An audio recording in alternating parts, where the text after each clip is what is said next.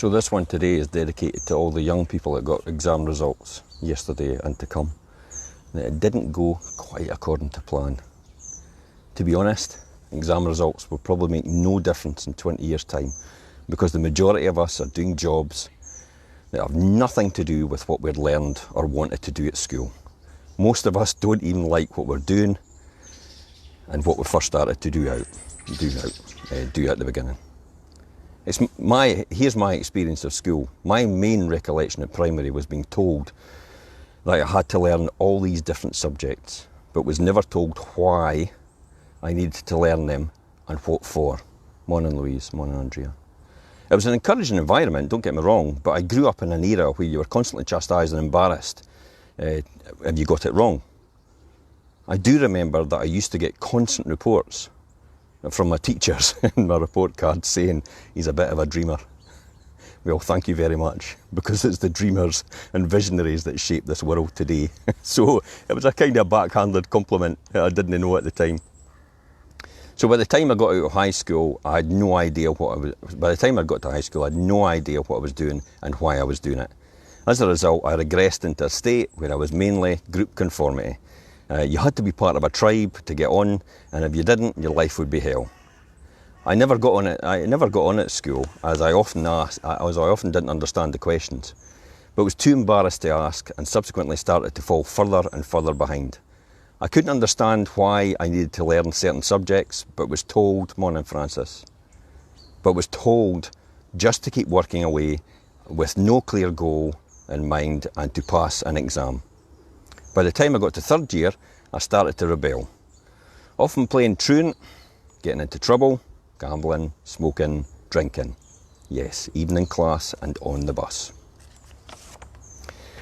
I'd gone off the rails and was extremely disruptive. I remember having competitions to see how many of the belt we could get in one day or from one teacher. I also remember the French exchange student putting me up against the wall and threatening me. Yes, I was 13 years old and he was an adult. Very inspiring. And even having the head of the English department take me aside one day and tell me I was akin to the dog shite he wipes off his shoe every morning while walking his dog. Morning, Karen. You could say it wasn't going well. I really wasn't with the right crowd, but I did get attention and I was popular for it. So this is the path that I followed, even though it wasn't the right one. The need to be loved and accepted is a huge driving force in everyone's life, even though it's self-destructive. But that's another story. For my first exams in fourth year, I just passed 2 subjects, maths and arithmetic. I even got such a low score in accounting, I never even got a mention. Morning, Caroline. Hi, Nigel. I had no direction, no drive. I didn't care about anything.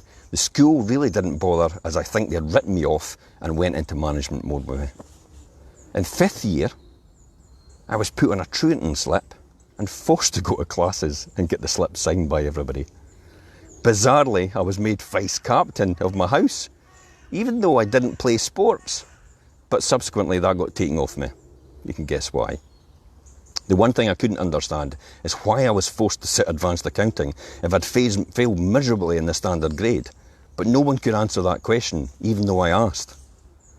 By the time 6th year was due to start, I was invited to leave by the deputy head, reciting that if I stayed, I'd probably be the first pupil in the history of the school never to be even awarded a probationary prefect, let alone a full-time one. Well, at least I was first at something. At some time, it was an automatic that all 6-year pupils were going to be a prefect. Now it's an honour to be a prefect. So cherish it if you get it. So I left to join my dad in the family business, cleaning, and that's another story. How on earth my dad put up with me, I can't comprehend. Give that man a gold star. I suppose he really didn't have a choice because I was his son. So what on earth does it have to do with finding anything you're good at and be great at it? Well, it was 3 years later I met my wife Elaine, and everything changed for me. I suddenly became focused and started to get direction. It was the first time in my life that I had somebody on my side with a positive impact on me. I left the family business and the house, making myself unemployed and homeless at the same time, and Elaine and I stayed at our aunt's house on a temporary basis until I found my direction. After lots of searching, a brief encounter with nearly getting into the RAF, it was by chance at last minute, an advert for Fife College I saw, and within a week I'd started as a mature student on a National Certificate in Business and Computer Studies. I distinctly remember the lecturer telling us that 50% of the people won't make it to Christmas in this class. And I thought that was a bit challenging, but he was right. I couldn't believe he knew that, but that's a statistic, it's well known. I loved this course and it gave me an introduction to a wide range of subjects I never even knew existed. So much so that I became obsessed and I kept keeping passing exam after exam with 100%. My mentality became like an athlete's, focused on doing everything to excel in anything I did. I wouldn't go out in breaks, I'd have quick lunches so I can get back to studying. I stayed up all night studying, I went through the study books at least 3 times doing the same exercises over and over again. It probably even drove my lecturers crazy asking lots of questions about the tiniest details.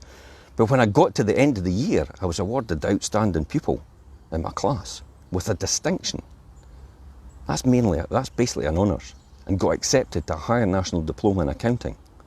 Remember when I said I didn't even get a mention in accounts at school? Work that one out. I then went on to study for the next 2 years at an obsessive level, again winning Outstanding Pupil Award for the second time, and this time with 4 distinctions. When I left college, I got a job as a trainee accountant in manufacturing and studied part-time for my professional exams, and again I got an award for an Outstanding Pupil. That's 3 in a row.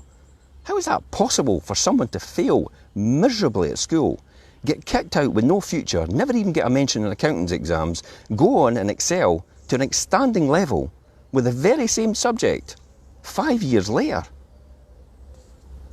That, my friends, is called the point of readiness. When the student is ready, the teacher will appear. I was never ready at school, and I just didn't get it. And at that time, I didn't do well at school. And if that was the case, you were instantly written off, and everyone around you treated like you were written off. So you acted like you were written off. And you guessed it, I was a write-off. Then you tend to fall into the first thing you can get if you're lucky, and that's you for the rest of your life. Down for the count before you've even started. I'm here to tell you that is not the case if you're a young person today. Some of the most successful people in the world have had no formal education and played to their skills and become very successful at it. Richard Branson, the founder of the Virgin Empire, Jackie Stewart, Formula One driver, both dyslexics, and it never held them back. You probably even know people yourself, so please tell me in the comments about anybody you know that's become successful and never let anything hold you back. Morning, Francis. History is littered with people that were told by their school that they were no good and went on to huge success. And that is my point. You may not be doing well at this point in time, but don't worry. Just keep going, persevere, and when you do find something you're good at, work to become great at it. And I'll see you tomorrow at 7:30.